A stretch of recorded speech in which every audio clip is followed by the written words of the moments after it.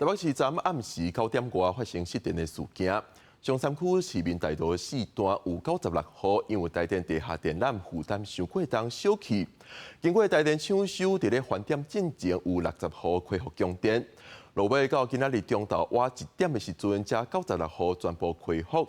失电的时间拄好是拜五暗时，附近的餐厅无法度开店，阁有居民是热到规暗困袂去。19暗时，多是周末暗暝，餐厅生意上好时阵。毋过台北市松山区市民大道的店头算是乌麻麻，原来是因为台电地下电线烧害造成停电，部分店头真无奈，只好休困。我们现在就是这几家店家完全都不能做。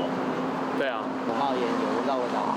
台电第一时间去现场抢修，伫19暗时11点52分，60户先来电，毋过剩的36户因为现场需要挖开修理线路，超过12点钟电拢无来，部分餐厅业者20早起只好伫黑暗当中整理环境，希望电赶紧来。东西都拿去别家店订了这样子，不过没办法啊，我也是可能第一次也遇到这种的吧。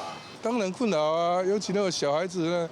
1岁多了，哦，没办法，受不了。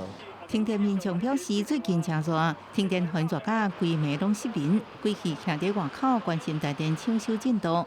中回台电抢修的现场，地下电线烧到乌麻麻，除了换电线，也要搁重新将乌开路铺好。主要是它的地下电缆这个负载过高，应该是有点烧损。因为它是地下电缆，所以它必须要整个把这个马路开挖之后，才发现那个停电事故的点，那必须两边去接挖、去接线这样的，所以它确实需要比较长的时间。台电表示，经过规暝抢修，已经伫中昼12点53分电全部来啊。